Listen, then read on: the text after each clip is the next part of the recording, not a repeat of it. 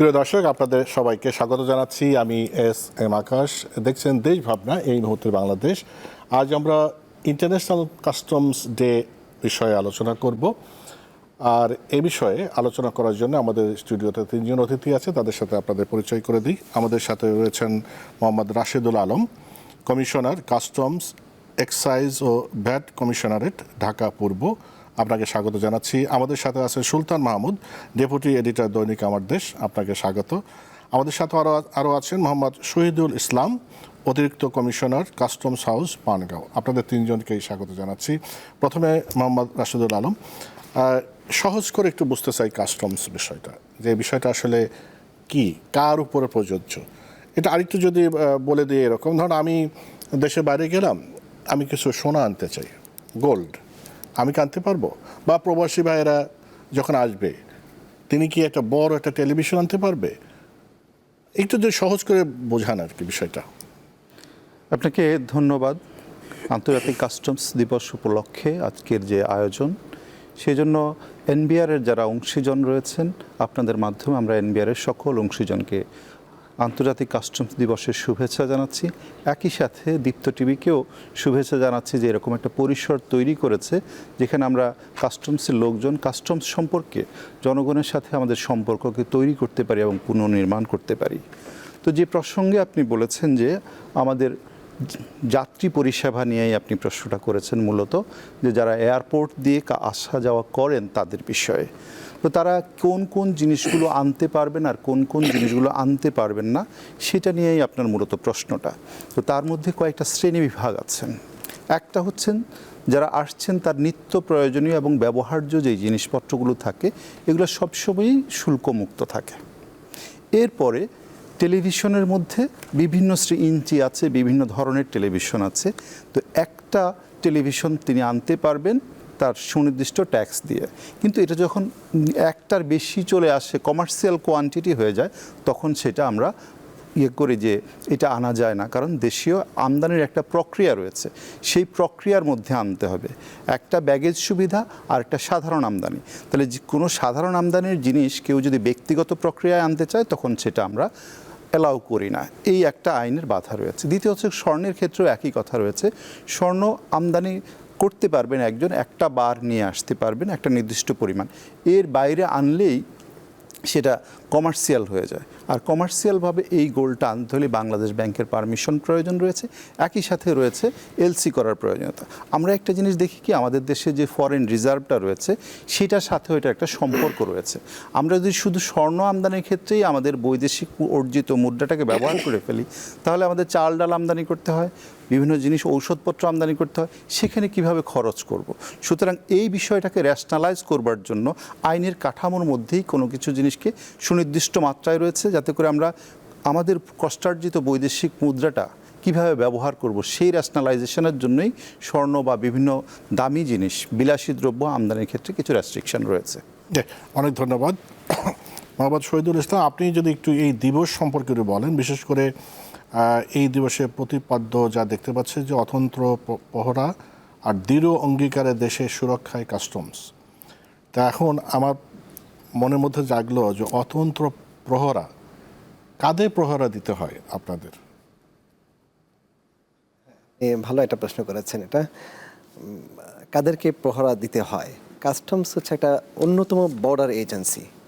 তো বর্ডার দিয়ে আপনার প্যাসেঞ্জার আসা যাওয়া করে, আমদানি রপ্তানি হয়।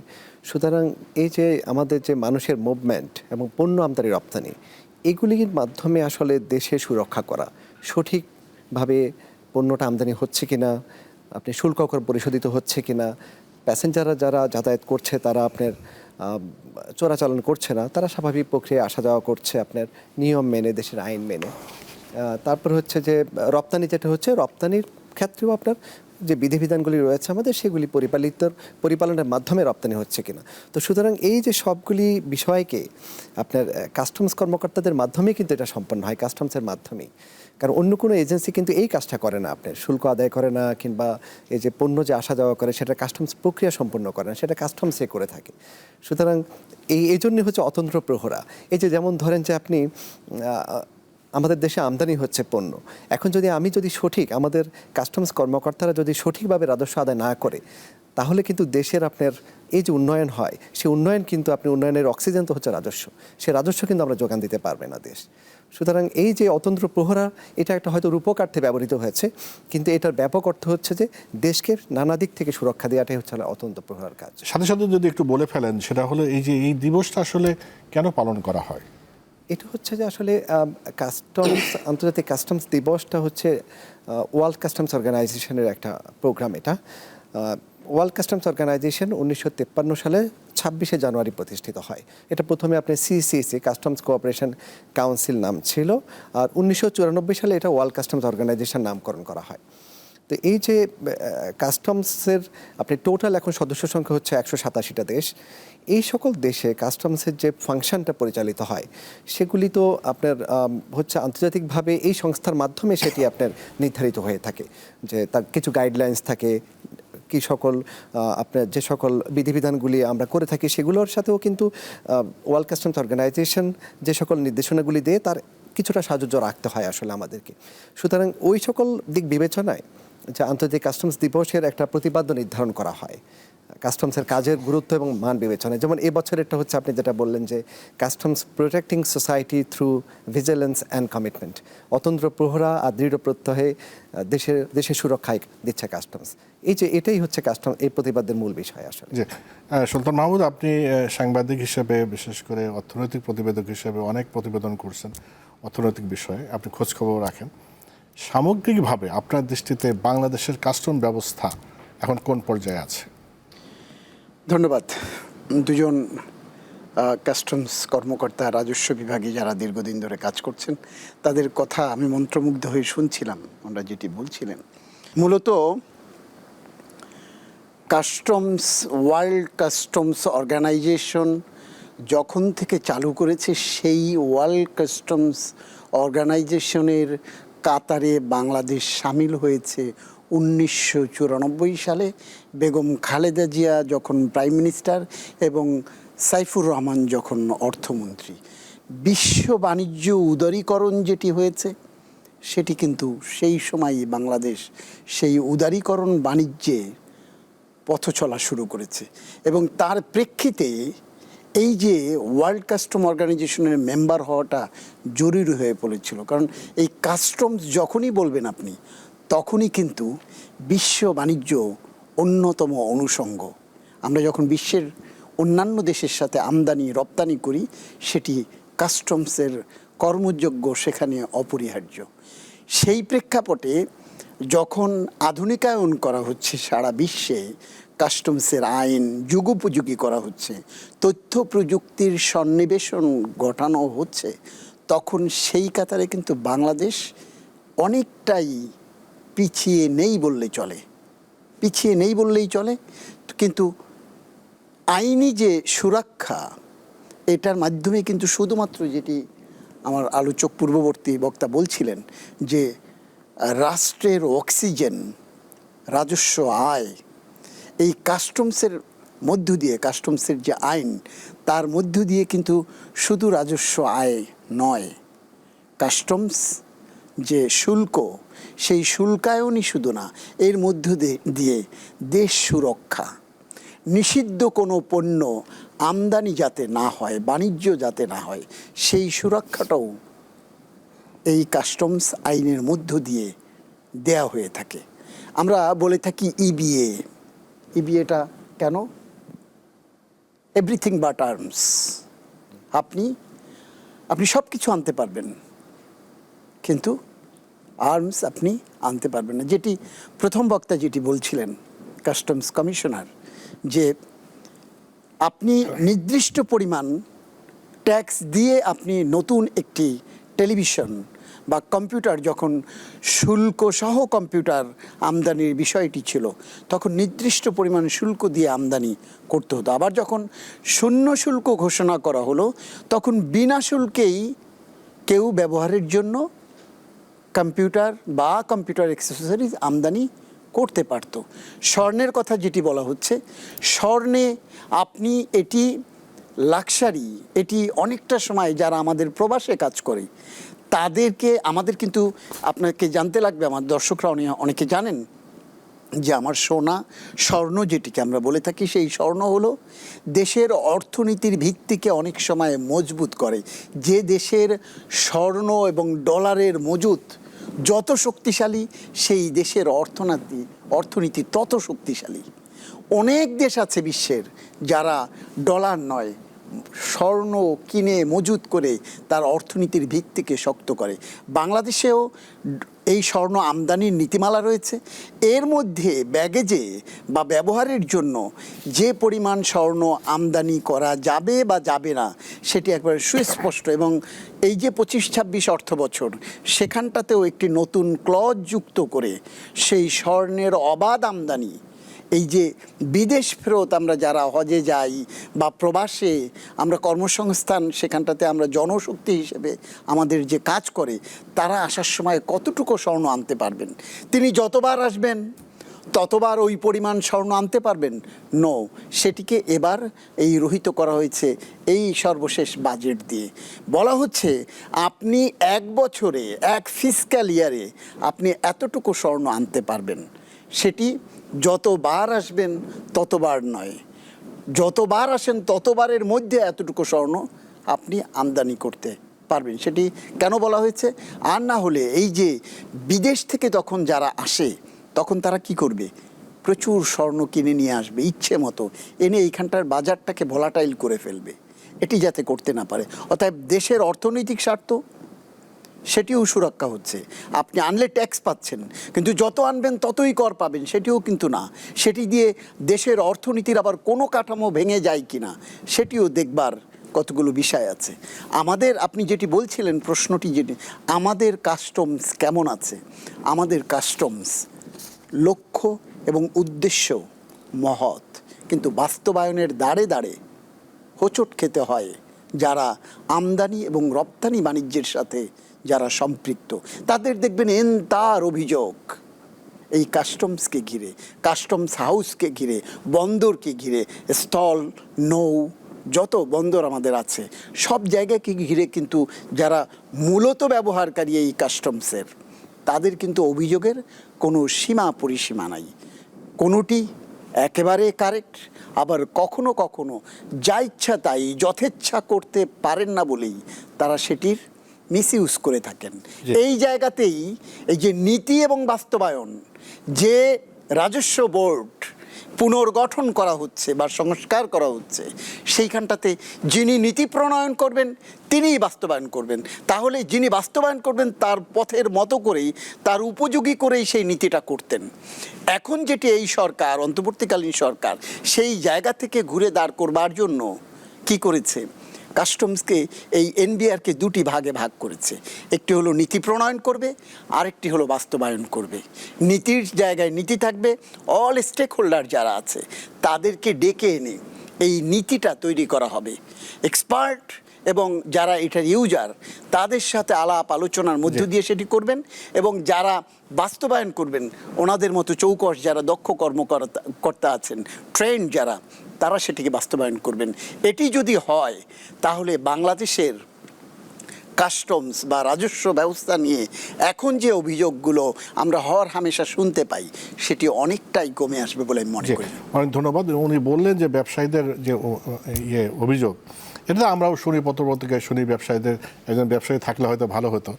কিন্তু ব্যবসায়ীদের যে অভিযোগ, এটাকে আপনারা কীভাবে অ্যাড্রেস করেন? বিশেষ করে আপনার আইন যখন আপনারা প্রয়োগ করবেন তখন হয়তো মনে হচ্ছে তার বিরুদ্ধে হয়তো আইনটা সঠিকভাবে প্রয়োগ করা হচ্ছে না, বা আইনের ফাঁক ফোকর দেখিয়ে তাদেরকে হয়তো হয়রানি করা হয়, এরকম অভিযোগ থাকে।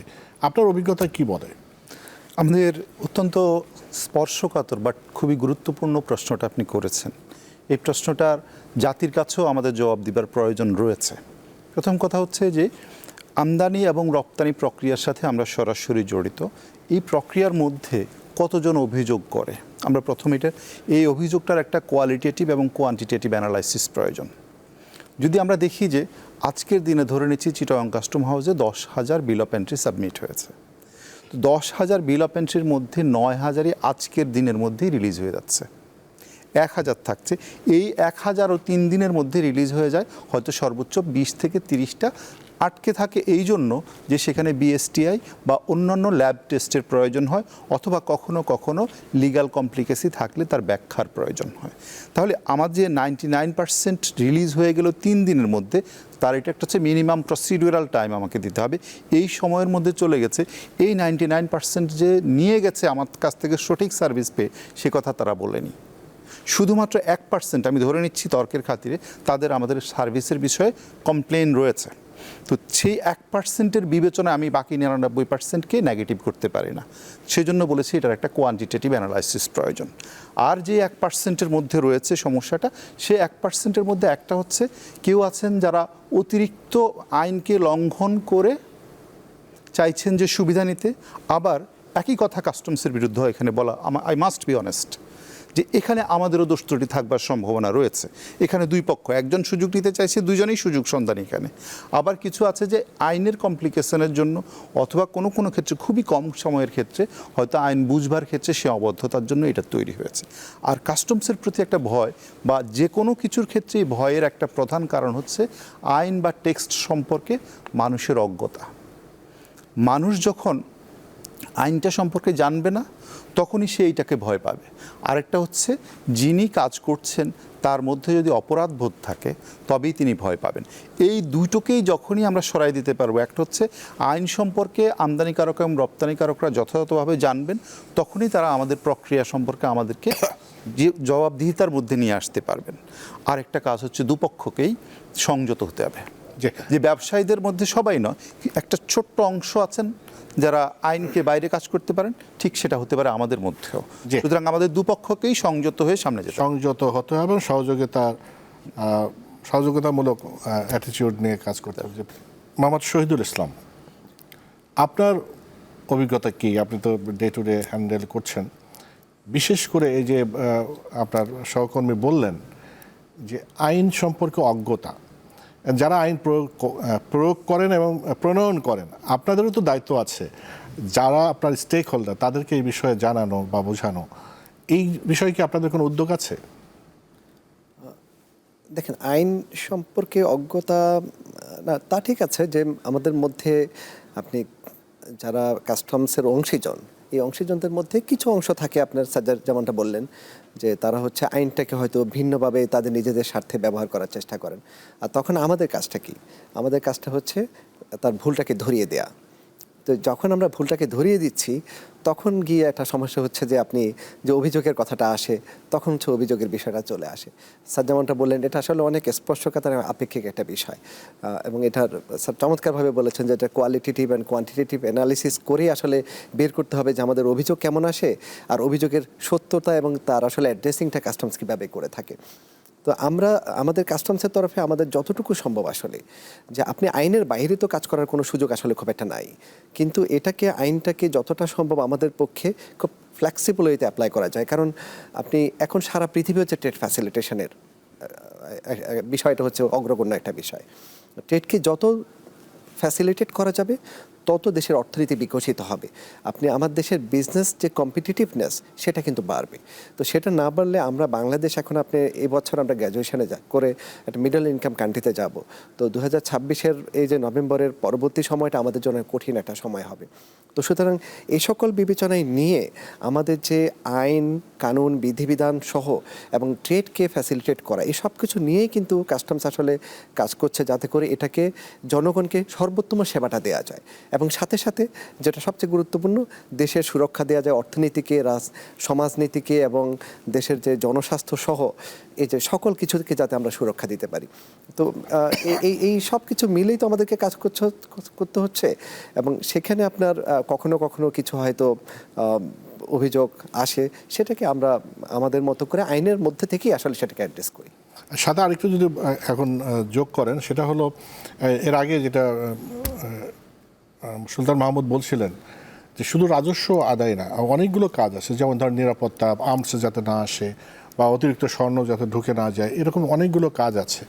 তো আপনাদের আসলে কতগুলো উইং মানে কাজ করে? ঠিক আছে, আপনার এই প্রশ্নটাতে আমি আসছি। তার আগে একটু জাস্ট বলে নিই একটা বিষয়, সেটা হচ্ছে যে একটা সময় ছিল যে আপনার কাস্টমস কিন্তু অন্যতম রাজস্বের যোগান ছিল আমাদের দেশেও। আপনি সেটা স্বাধীনতার পর থেকেই দীর্ঘ সময় ধরে। এখন কিন্তু কাস্টমস কিন্তু আপনি 3 নাম্বার পজিশনে। আমাদের প্রথম কিন্তু এখন ভিএটি, সেকেন্ড হচ্ছে ইনকাম ট্যাক্স, অ্যান্ড থার্ড হচ্ছে আপনার কাস্টমস। সারা পৃথিবীতেই কাস্টমস কিন্তু এখন রাজস্বের বিষয়টাতে আপনার খুব বেশি তারা কাজ করে না। বাংলাদেশ যেহেতু এখনও আমাদের হচ্ছে আমদানি নির্ভর একটা দেশ, অর্থনীতি আমাদের প্রচুর আমদানি হয় এবং আমাদের ইন্টারনাল ডোমেস্টিক রেভিনিউর মোবিলাইজেশনের সুযোগটা কম, সেজন্য এখন আমাদের কাস্টমস রেভিনিউর উপর কিছুটা আমাদেরকে নির্ভর করতে হয়। কিন্তু আমরাও সেটাকে আপনার ডাইভার্সিফাই করা হচ্ছে আমাদের কাজকর্মগুলোকে। কাস্টমস কিন্তু এখন শুধুমাত্র এই রাজস্বের বাইরে গিয়ে আমরা নানা রকমের অ্যাক্টিভিটির মধ্যে দিয়ে যাই। এই যে দেশে সুরক্ষা দেয়া অতন্ত্র প্রহরার মাধ্যমে, এটা কিন্তু খুবই গুরুত্বপূর্ণ একটা কাজ। আপনি নিষিদ্ধ পণ্য যাতে আমদানি না হয়, আইপিআর এর প্রোটেকশন দেয়া, তারপর হচ্ছে আপনি সঠিকভাবে আইনকানুন মেনে যাতে করে আপনার দেশে আমদানি হয়, রপ্তানি হয়। আপনি কারণ না হলে আন্তর্জাতিক পর্যায়ে আপনার অবস্থান কিন্তু দুর্বল হয়ে যাবে।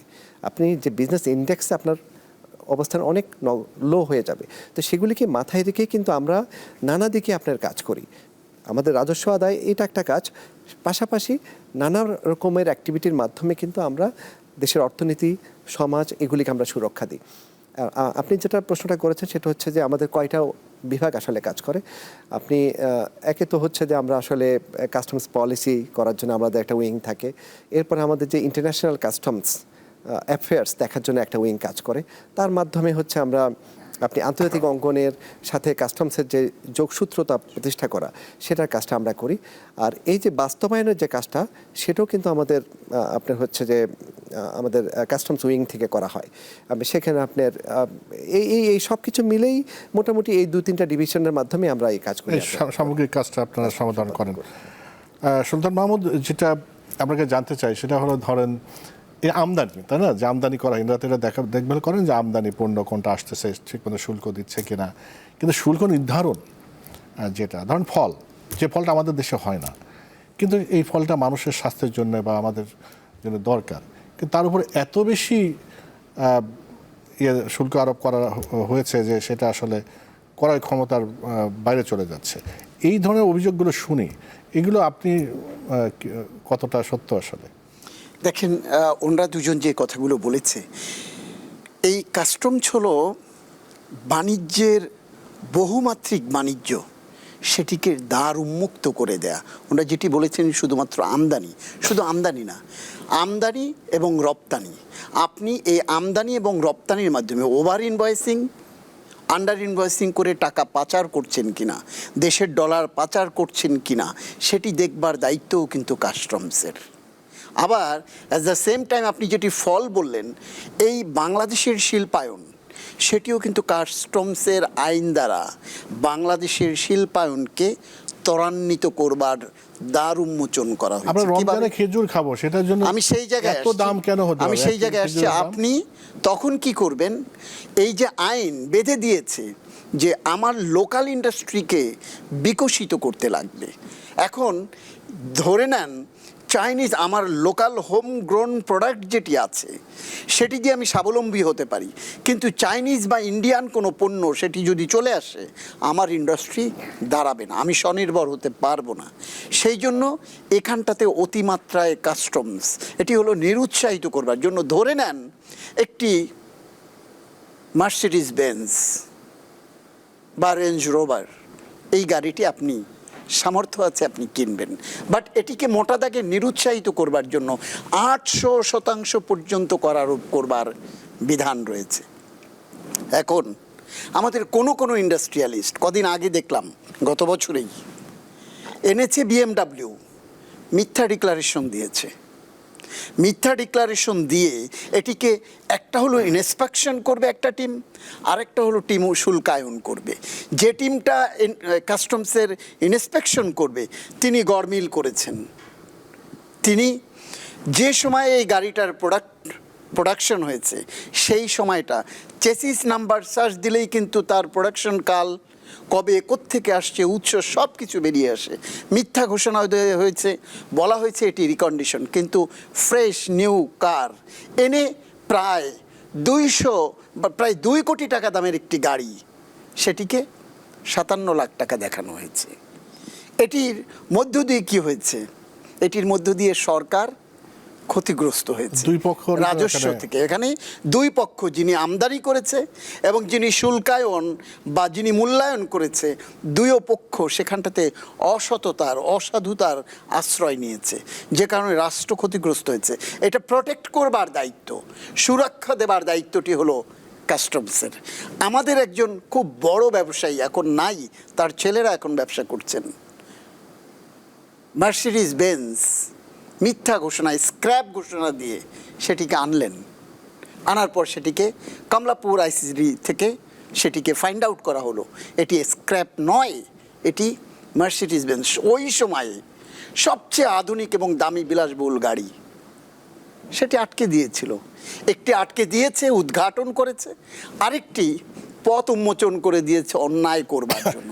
আপনি যে ফলের কথা বলছিলেন, আমাদের যে লোকাল ফলগুলো, সেই ফলগুলোতে যাতে আমরা বেশি উৎসাহিত হই, ইম্পোর্ট ওরিয়েন্টেড।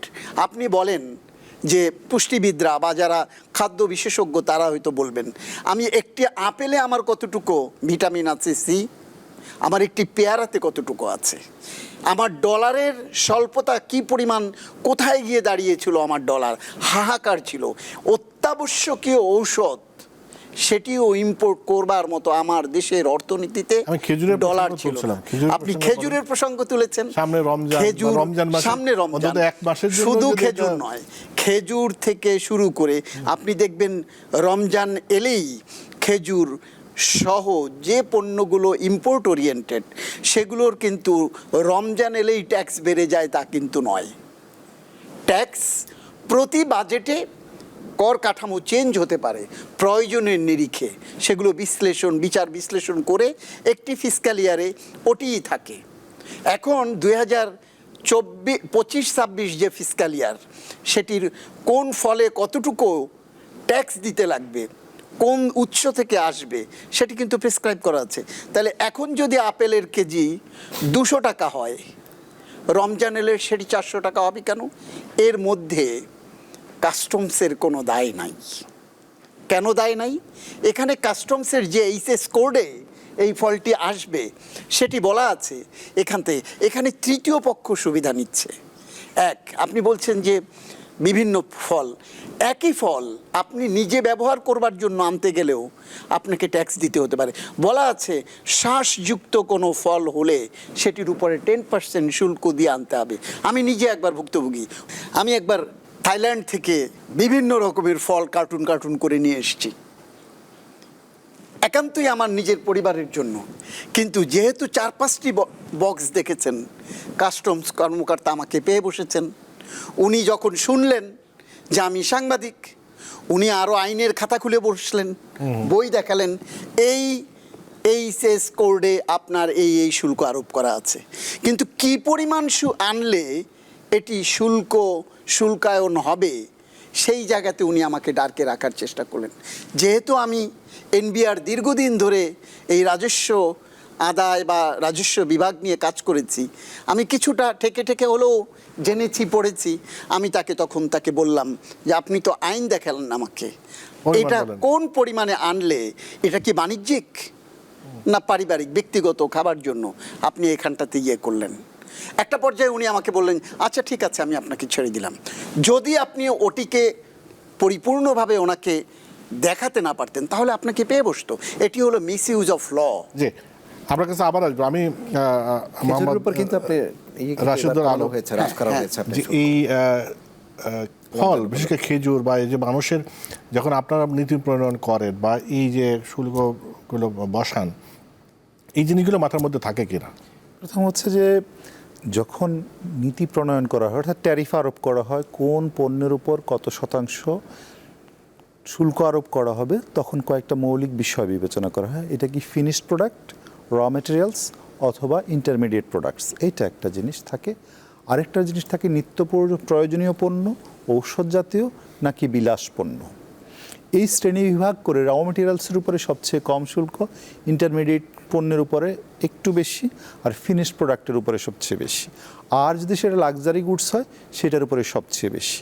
তাহলে এখন আমাকে যেটা চিন্তা করতে হবে যে ফল, এইটা যেমন একটা মাথার মধ্যে থাকে, আরেকটা জিনিস মাথায় থাকে যন্ত্রপাতি আমদানি করলে দেশের শিল্পায়ন হবে, Capital বেকারত্ব এবং machinery। হবে, তাহলে ক্যাপিটাল মেশিনারি, এটা একটা। আরেকটা জিনিস রয়েছে আমার টোটাল ফরেন কারেন্সির সাইজ, যে আমার টোটাল যেই সাইজটা আছে সেই সাইজটা কিভাবে র্যাশনালি ব্যবহার করলে সব মানুষের উপকার হবে এবং ইকোনমি স্টেবল হবে। যেমন ধরে নিচ্ছি যে আজোয়া খেজুরটা আমার বা আপনার কাছে খুব ভালো সহজ কিছু মনে হতে পারে, কিন্তু দরিদ্র চাষির জন্য সেটা খুব এক্সপেন্সিভ জিনিস। সুতরাং খেজুরটা সবার জন্য, আসলে আমরা যেরকম শহরে বসে ভাবছি, কিন্তু বাংলাদেশের 20 কোটি মানুষ খেজুর রোজার মাসে খেতে পারে না, এটাই হচ্ছে বাস্তবতা। তাহলে এই খেজুরের উপর ট্যাক্স কমালেই যে 20 কোটি মানুষ বেনিফিটেড হলো, এরকম না। দ্বিতীয় কথা, আমার সাংবাদিক ভাই বলেছেন যে আসলে আমরা যখন পণ্যের দাম বাড়ে রোজার কারণে, সেটা ট্যাক্সের জন্য বাড়ে না, বরং একটা কৃত্রিম কারসাজি তৈরি করা হয় যার মাধ্যমে ট্যাক্সটা রিডাকশন করা যায়। সেই রিডাকশনকে আমরা বারবারই আমরা করছি, যে রিডাকশন করে দিচ্ছে একটা কৃত্রিম ক্রাইসিস, সেই কৃত্রিম ক্রাইসিসটা আমরা মেনটেন করতে পারিনি, সাপ্লাই বা যে কোনো জায়গায় হোক। তো এখন খেজুরের দাম করলে ক্রাইসিস করা হয়, জি, এটা দেখার জন্য তো আমরা অন্য সরকার অন্য আছে আমরা ভোক্তা অধিকার আছে, আপনারা ভোক্তা অধিকার আছে, বাণিজ্য মন্ত্রণালয়ের অধীনে তারা দেখছে যে আমাদের আসলে কত টাকায় পণ্যটা কিনেছি এবং কত টাকায় বিক্রয় করেছি, সেই জিনিসটা আলাদা মনিটরিং হবে। কিন্তু যদি জানুয়ারি মাস যখন রোজার মাস ছিল না, তখনও পণ্যের উপরে যেই হারে শুল্ক ছিল, রোজার মাসেও একই হারে শুল্ক ছিল, তাহলে পণ্যের দাম বাড়বার কোনো কারণ নেই। যেই ডলারে আগে এলসি হয়েছে, রোজার মাসেও একই ডলার, তাহলে দাম বাড়বার কোনো কারণ নেই। তাহলে এই জায়গাটা হচ্ছে কনজিউমার প্রোটেকশন তারা দেখবেন, বাণিজ্য মন্ত্রণালয় দেখবেন। কিন্তু এনবিআর এখানে যদি শুল্ক বাড়তি আরোপ করতো তখন সেটা, তো এই যে আমরা যখন ফলের উপরে, যেমন আপেল, কমলা, খেজুর, এগুলোর উপরে বাড়তি আছে, তাহলে আমার দেশের চাষিরা যখন দেশীয় ফল উৎপাদন করবেন, বড়ই উৎপাদন করবেন, কাঁঠাল, আম, আরও অনেক ফল আছে, সেগুলো উৎপাদন তারা নিরুৎসাহিত হবেন। যখন এগুলো আমরা অবাধে আমদানির জন্য কম ট্যাক্সে দেব, তখন এই চাষিরা কোথায় যাবে? তাহলে আমরা একই সাথে এই চাষিদের যেমন প্রোটেকশন দেওয়া আমাদের প্রয়োজন, ঠিক তেমনিভাবে বিদেশি ফল যাদের প্রয়োজন তাদের, তাহলে তারা যারা বিদেশি ফল খেতে চান একটু ট্যাক্স দিবেন, খুবই ভালো। আর দেশীয় চাষিরাও তারাও বেনিফিটেড হবেন, অ্যাটলিস্ট তারা বেঁচে থাকবেন। দেশীয় চাষিদেরকে বেঁচে থাকার জন্যই এবং তাদের সুরক্ষা, একই সাথে আমাদের ফরেন রিজার্ভটার যেন ন্যাশনাল ব্যবহার হয় এবং আমাদের নিত্য প্রয়োজনীয় ঔষধ সহ শিশু খাদ্য এবং অন্যান্য জিনিস যাতে আমরা সুলভে সহজভাবে আমদানি করতে পারি, সেজন্য এই ন্যাশনালাইজেশন ফলো করে ফলের উপরে ট্যাক্স আরোপ করা হয়। অনেক ধন্যবাদ মোহাম্মদ শহীদুল ইসলাম। টাকা পাচার বা মুদ্রা পাচার, এটার উৎকরণ তো আপনাদের দেখভাল করা তো কাস্টমসের দায়িত্বের মধ্যে পড়ে নাকি? একটা দায়িত্ব। আচ্ছা, তাহলে এই যে আমরা গত পত্রপত্রিকায় কত দেখেছি, এই সরকার আসার পর দেখলাম যে কত সরকার কত হাজার কোটি না লক্ষ লক্ষ কোটি টাকা পাচার করছে। এত কাস্টমস অফিসার এত কিছু থাকতে তাহলে টাকা পাচার হয় কিভাবে, মানে কোথায় আসলে গলতটা? আচ্ছা, সুলতান ভাই কিন্তু ইতিমধ্যে বলেছেন যে ওভার ইনভয়েসিং, আন্ডার ইনভয়েসিং। তো আপনি পণ্য যখন আপনার পণ্য আমদানি রপ্তানির সাথে কিন্তু ওভার ইনভয়েসিং, আন্ডার ইনভয়েসিং এর বিষয়টি, এই ওভার ইনভয়েস বা আন্ডার ইনভয়েসিং করে এত হাজার হাজার বা লক্ষ লক্ষ মানে এটা যারা ব্যবসায়িক গোষ্ঠী, তারা যদি চায় এর মাধ্যমে তারা আপনার মানি লন্ডারিং করবে, অর্থ পাচার করবে, তারা হচ্ছে যে ব্যবসায়িক একটা উপায়। আর অন্যান্য এখন আমাদের কাস্টমসের কাজ হচ্ছে শুধু ট্রেড বেসড যে মানি লন্ডারিংটা হয়, সেখানে আমাদের কিছু ইন্টারভেনশন আমরা করতে পারি, যেটা আমাদের শুল্কায়নকালে যদি মনে হয় যে না এই পণ্য অনেক অস্বাভাবিক মূল্য প্রদর্শন করা হয়েছে, তখন আমরা, এটা আমাদের শুল্ক মূল্যায়ন একটা বিধিমালা রয়েছে, সেটা অনুযায়ী এটার ট্রানজ্যাকশন ভ্যালুটা কত হতে পারে সেটা আমরা নির্ধারণ করি, আইন অনুযায়ী সেটা করি। আবার কিছুটা আপনার আন্ডার ইনভয়েসিং যখন হয়, তখন আমরা দেখি যে না এটা অনেক কম মূল্যে এটাকে আন্ডার ইনভয়েস করা হয়েছে, তখন আমরা এটার মূল্যটা বাড়িয়ে দিচ্ছি, আপনার আইন অনুযায়ী সেটা আমরা করি। তো এই জায়গাটা আমরা ইন্টারভেনশন করি এবং আমাদের আপনার বিভিন্ন দপ্তরগুলি, বিশেষ করে আমাদের কাস্টম হচ্ছে চট্টগ্রাম, তারপর হচ্ছে শুল্ক গোয়েন্দা, যেটা আমাদের সেন্ট্রাল অধিদপ্তর, যেটা শুল্ক গোয়েন্দা, তারা অনেকগুলি মামলা কিন্তু করে, অনেক মামলা করে। আমরা বাংলাদেশ ব্যাংক সহ অন্যান্য সংস্থা থেকে আপনার তথ্যগুলো কালেক্ট করি, কারণ আপনি জানেন যে ব্যবসায়িক চ্যানেলের সাথে কিন্তু অনেক এজেন্সি কিন্তু জড়িত থাকে। তো এই তথ্য নিয়ে এটা একটা দীর্ঘসূত্রিতার একটা বিষয়, কিন্তু অনেক লম্বা একটা প্রক্রিয়ার অংশ। তো এটাকে আপনি কাস্টমস, আমরা তো নানা কাজের অংশ হিসাবে এটা করতে হয় আমাদেরকে, তো আমাদের তরফ থেকে যতটুকু আসলে যথাসাধ্য চেষ্টা করা যায় সেটা আমরা করি অর্থ পাচার ঠেকানোর জন্য। অন্য এজেন্সি যখন আমাদেরকে ইনভলভ করে, তখন আমরা সেখানে আবার রোল প্লে করি। মানে এত টাকা পাচার হয়েছে, কিভাবে সম্ভব হলো আপনি বলেন, এত দেশে এত কঠিন করে আইন থাকতে? দেখেন, উনি যেটি বলছিলেন যে ওভার ইনভয়েসিং, আন্ডার ইনভয়েসিং, আমি যেটি বললাম সেটি একটি পন্থা মাত্র। এই পথে এটি স্বীকৃত, ঘোষিত, একবারে সবাই জানে এই পন্থাটাতে। এর বাইরেও এই যে ক্যাপিটাল ফ্লাই হচ্ছে, একটি বই ছিলেন, একজন কাস্টমস কর্মকর্তা লিখেছিলেন, সোনা টাকা ডলার, করেছিলেন না আপনাদেরই এক কর্মকর্তা ফকির আশরাফ সাহেব? সেখানটাতে কিন্তু কোথায় কিভাবে, উনি যেহেতু কাস্টমস অফিসার ছিলেন, পরে লেখক ছিলেন, রাজনীতিবিদ খাতায়ও নাম লিখিয়েছিলেন, উনি কিন্তু সেখানটাতে প্রেসক্রাইব করেছেন। আমাদের নাটকগুলোতেও দেখবেন যে কিভাবে, কোথা থেকে কিভাবে ক্যাপিটাল ফ্লাইটা হয়। আশ্চর্যজনকভাবে সত্য যে এনবিআরের কাছ থেকে আজও পর্যন্ত এনবিআর কোনো ক্যাপিটাল ফ্লাইয়ের তথ্য মিডিয়াকে আজও পর্যন্ত দেয় নাই। ঠেলাঠেলির ঘর খোদায় রক্ষা কর বলে কি, আমরা জানি না, এটি বাংলাদেশ ব্যাংক জানে। বাংলাদেশ ব্যাংক বলে আমরা জানি না, এটা কাস্টমস জানে, যে যার মতো করে। এই যে ক্যাপিটাল ফ্লাইটা, আপনি মালয়েশিয়াতে সেকেন্ড হোম, হাউ কাম? আপনি কিভাবে টাকা নিতে পারবেন? বাংলাদেশের বৈধ কোনো পথ আজও পর্যন্ত ডিক্লারেশন দিয়ে যে আমি মালয়েশিয়াতে ইনভেস্টমেন্ট করব। বাংলাদেশ থেকে আপনি অন্য কোনো দেশে ইনভেস্টমেন্ট করতে হলে সেটির বৈধ অথরিটির অ্যাপ্রুভাল, সেন্ট্রাল ব্যাংকের অ্যাপ্রুভাল, এনবিআরের ক্লিয়ারেন্স, কতগুলো সংস্থা থেকে ক্লিয়ারেন্স নিয়ে তারপর করতে হয়। সেগুলো কি হয়েছে? সিঙ্গাপুরে বাংলাদেশের উদ্যোক্তাদের কোম্পানি আছে, এবং সেখানে ইংল্যান্ডে অন্যতম বড় লোক তারা। হ্যাঁ, ইংল্যান্ডে সেখানটাতে আছে। সিঙ্গাপুরে তো বললাম অন্যতম বড় ধনীদের মধ্যে বাংলাদেশের একটি গ্রুপ অফ কোম্পানির কর্মকর্তারা, উদ্যোক্তারা। হাউকাম, কিভাবে হয়েছে?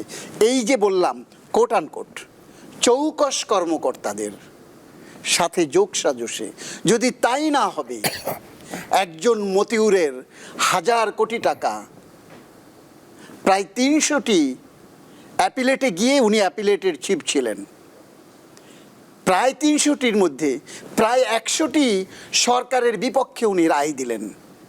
উনি ছাগল মোটা তাজাকরণের বড় কর্তা ব্যক্তি হয়ে গেলেন। উনি বাংলাদেশের শেয়ার বাজারকে ভোলাটাইল করে ফেললেন। এটি তো হয়েছে। আমি উঠতে উঠতে এই কর্মকর্তাদের একজনের নাম বলছিলাম, যে একজন কর্মকর্তা ঢাকার এই সিটির পাশে একটি হাউজিং কোম্পানিতে 135 কাঠা জমি একসাথে একই দিনে রেজিস্ট্রি করে নিয়েছেন। কিভাবে সম্ভব হয়েছে? এই যে যারা দুষ্কৃতিকারী, বাংলাদেশের লুটেরা অর্থনীতি বা চোরতন্ত্রের যে অর্থনীতি কায়েম করেছে, তাদেরকে এই কাস্টমসের আইনের ফাঁক ফোকর দেখিয়ে তার মধ্য থেকেই এই পথ তারা তৈরি করে দিয়েছে। এই দায় পুরো কাস্টমসের নয়, এই দায় পুরো সব কাস্টমস কর্মকর্তাদের নয়। বলেছে নজরুল, দিনে দিনে বাড়িয়াছে দেনা, সুদিতে হইবে ঋণ। সেই ঋণ কিন্তু শোধ করা শুরু হয়েছে। তারই প্রেক্ষিতে জুলাই বিপ্লব ঘটেছে, তারই প্রেক্ষিতে মতিউররা জেলখানায় ঢুকেছে। আমরা মোহাম্মদ রাহিদুল আলম দিলে আপনি ভাইয়ের সাথে একটু যোগ করতে চাই একটা বিষয়, সেটা হচ্ছে মানি লন্ডারিংয়ে আসলে যেটা হয় কি, আপনার কাস্টমস তো নানা তার কাজের মধ্যে এটা হচ্ছে একটা কাজ আমরা যেটা করি। তো আপনারা যারা সাংবাদিক মহল আছেন তারা এটা নিয়ে একটু করতে পারেন যে আসলে এটার আমাদের সুনির্দিষ্ট একটা কাঠামো দরকার বা ফাউন্ডেশন দরকার, প্রতিষ্ঠান প্রয়োজন। আর কাস্টমসের তরফ থেকে কিন্তু আমরা চেয়েছিলাম আপনার যে এরকম একটা কমিশনারেট হোক আমাদের, যেখানে মানি লন্ডারিংটা আপনি ইনভেস্টিগেট করা যাবে, কারণ তখন আপনি একটা ফুল ফোর্সকে কিন্তু এখানে এমপ্লয় করতে পারবেন। তো আশা করছি হয়তো অদূর ভবিষ্যতে সেরকম একটা প্রতিষ্ঠান আমরা দেখতে পাবো। তাহলে এই নিয়ে যে ইনভেস্টিগেশনগুলি করা দরকার সেটা আরও প্রাতিষ্ঠানিক একটা ভিত্তি পাবে। যে মোহাম্মদ রাশিদুল আলম, যে প্রসঙ্গটা সুলতান মাহমুদ বলছিলেন যে টাকা পাচার এবং কোট আনকোট চৌকস কর্মকর্তা, এ বিষয়ে আপনি যদি কিছু বলতে চান। আসলে আমার প্রশ্ন আপনি আমাকে যেটা করেছেন খুব ভালো প্রশ্ন, কিন্তু উনি যে বিষয়গুলো উত্থাপন করেছেন সবগুলোর জবাব উনি নিজেই দিয়ে দিয়েছেন। সেজন্য আমার আসলে খুব বেশি বলবার নেই। প্রথম বলবার নেই এই জন্য যে আসলে মানি লন্ডারিং হচ্ছে বা এইটার সমগ্র যে প্রক্রিয়াটা রয়েছে সেটা অনেকগুলো জায়গায় হয়, শুধু যে এলসির মাধ্যমে হয় বিষয়টা এরকম নয়। যে এলসির মাধ্যমে ইম্পোর্ট এক্সপোর্টের মধ্যেও হতে পারে, আবার প্রচুর মানি এক্সচেঞ্জ রয়েছে তার মাধ্যমে হতে পারে, হবার একটা প্রক্রিয়া রয়েছে ঋণপত্র এলসির মাধ্যমে, টিটির মাধ্যমে হতে পারে, আবার পার্সোনাল ক্যারিয়ারের মাধ্যমে হতে পারে, বিভিন্ন পণ্য পাচারের মাধ্যমে হতে পারে। অর্থাৎ পুরো যে সিনারিওটা রয়েছে সেই সিনারিওর একটা ছোট অংশ, সেই ছোট অংশটা হচ্ছে কাস্টমসের রেসপন্সিবিলিটির মধ্যে পড়ে। তাহলে কতটুকু রেসপন্সিবিলিটি কাস্টমসের আর বাইরের কতটুকু, সেটারও কিন্তু আমাদের কাছে একটা স্টাডি নেই একদম অথেন্টিক, যে না এর কাস্টমসের মাধ্যমে এতটুকু হয়, কমার্স ব্যাংকের মাধ্যমে এতটুকু হয়, মানি এক্সচেঞ্জের মাধ্যমে এতটুকু হয়, বা এবং সীমান্ত পাচারে গরু পাচার বা অন্যান্য পাচারের মাধ্যমে এতটুকু হয়। এটার কোনো আসলে খুব ভালো তথ্যভিত্তিক এবং যার উপর নির্ভর করা যায় এরকম কোনো গবেষণা আমাদের জানা নেই। তো আমরা যদি প্রত্যেকে এইভাবে ব্লেম শিফটিং করতে থাকি যে আপনি দেয় আমি দেয়, আমরা যুক্তির খেলা খেলি, এই যুক্তির খেলা খেললে আমাদের ব্যক্তিগতভাবে খুব একটা উচ্চাসা বা আমাদেরকে ভালো মনে হবে, কিন্তু আসলে জাতির কি উপকার হবে? বিষয়টা হচ্ছে সেই জায়গাটাতে। তো এখন যে জিনিসটা প্রয়োজন, প্রথম হচ্ছে ফলো দি মানি। আমি যদি এটাকে করতে যাই, এই ফলো দি মানি করতে হলে মানি যেখান থেকে শুরু হয়েছে এবং যেখানে শেষ হয়েছে, এই শুরু এবং শেষ পর্যন্ত ইনভেস্টিগেট করবার জন্য আমার দেশ এবং দেশের বাইরে কাজ করতে হয়। এই দেশ এবং দেশের বাইরে কাজ করবার জন্য যে লজিস্টিক্স প্রয়োজন, যে অ্যাগ্রিমেন্টগুলো বিভিন্ন দেশের সাথে করা প্রয়োজন, আমরা কি সেটা করতে পেরেছি? সেই জায়গাগুলো না করে শুধুমাত্র হয়তো আপনি আমাকে দায়ী করবেন অথবা একটা ডিপার্টমেন্টকে দায়ী করবেন, কিন্তু আসলে কি আমরা যেইভাবে এই সমস্যাটার সমাধান করা প্রয়োজন সেই জায়গায় কি আমরা যেতে পেরেছি? যেতে পারিনি। সেক্ষেত্রে আপনি আমাকে চৌকস বললেও কোনো লাভ নাই, না বললেও কোনো লাভ নাই, কারণ এই কাজটার খুবই ক্ষুদ্র অংশ এর দায়িত্ব আমার মধ্যে, এবং সেই ক্ষুদ্র অংশটাকেও আলটিমেট লেভেলে গিয়ে সমাধান করবার ক্যাপাসিটিও আমার নেই।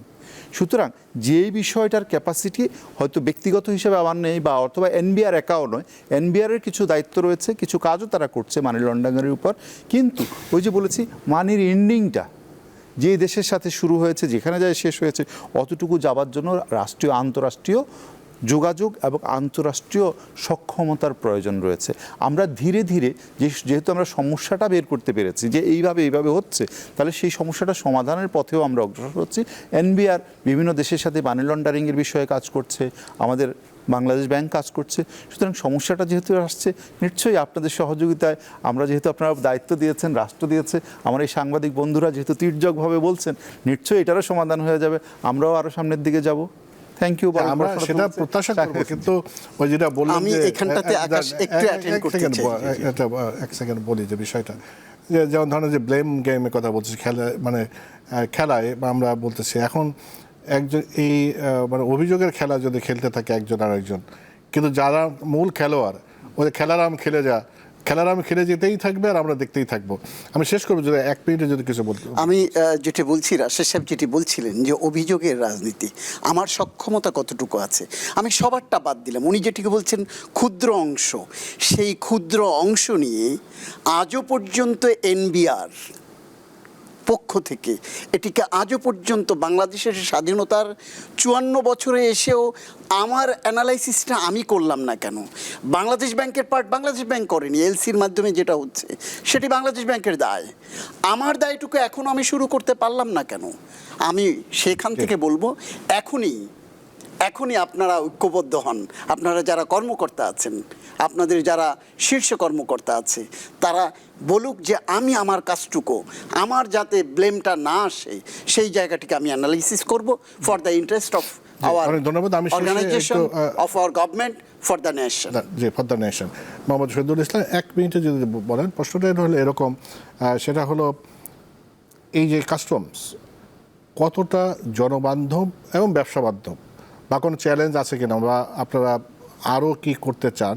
ব্যবসায়ী বান্ধব বলে না, কিন্তু ব্যবসা বান্ধব বলছে। এটি হচ্ছে আপনি যেটা সবচেয়ে মূল্যবান যে বিষয়টা বললেন, এটা হচ্ছে সেটা আমরা যে সকল অনেক বিষয় নিয়ে আলোচনা করলাম, আসলে এটা সমাধান হচ্ছে একটা জায়গায়। আপনি হিউম্যান ইন্টারভেনশন যত বেশি থাকবে তত সমস্যা তৈরি হয়। এটা থেকে আমাদেরকে বের হয়ে আসতে হবে। আমাকে ফুল ডিজিটালাইজ করতে হবে আমাদের সিস্টেমটাকে, এন্ড টু এন্ড ডিজিটালাইজেশন। আমার কাজ যেখানে শুরু হবে আর যেখানে শেষ হবে, এর মাঝখানে আপনার যন্ত্র এই কাজটা শেষ করবে। তাহলে আপনি এই সকল সমস্যার সমাধান হয়ে যাবে। এই যন্ত্রের কাজটা তো শুরু হয়েছে অলরেডি। হ্যাঁ, আমরা ডিজিটালাইজেশন অনেক কিছু হয়েছে আপনার, আরও হচ্ছে। কাস্টমসকে অনেক বেশি আধুনিকীকরণ করা হচ্ছে। আপনি আমাদের এনএসডব্লিউ এর কথা জানেন, বাংলাদেশ ন্যাশনাল সিঙ্গেল উইন্ডো, যেটা আমাদের 2019 সালে আপনার কাজ শুরু হয়েছিল, আর 2026 সালের ডিসেম্বর এটা শেষ হবে। এখন এখানে এই 19টি এজেন্সি, আপনার গভর্নমেন্ট এজেন্সি, এর সাথে একই প্ল্যাটফর্মে এসেছে আপনার যে সার্টিফিকেট, তারপর লাইসেন্স, পারমিট যেগুলি ইস্যু হয় ম্যানুয়ালি হতো আগে, এগুলি আপনি এখন অনলাইনে হচ্ছে। আপনি আশ্চর্য হবেন শুনলে, এই আপনার হচ্ছে যে এটা ফুললি ফাংশনাল হয়েছে সেপ্টেম্বরে, আর এই 1 জানুয়ারিতে এসে আপনি প্রায় 9 লক্ষ আপনার হচ্ছে এই পারমিটস, লাইসেন্স, সার্টিফিকেটস এগুলি আপনি অনলাইনে ইস্যু হয়েছে, সেটেল হয়ে গেছে আপনার এগুলি। আপনার যত ডিজিটালাইজেশন হবে তত আপনার এই সকল সমস্যা। অনেক ধন্যবাদ মোহাম্মদ রাশেদুল আলম, আপনাকে অনেক ধন্যবাদ। সুলতান মাহমুদ, অনেক ধন্যবাদ। মোহাম্মদ শহীদুল ইসলাম, আপনাকে অনেক ধন্যবাদ। প্রিয় দর্শক, আজ এই পর্যন্তই। ইন্টারন্যাশনাল কাস্টম ডে উপলক্ষে আমরা আলোচনা করলাম। আজ এ পর্যন্ত, সবাই ভালো থাকবেন।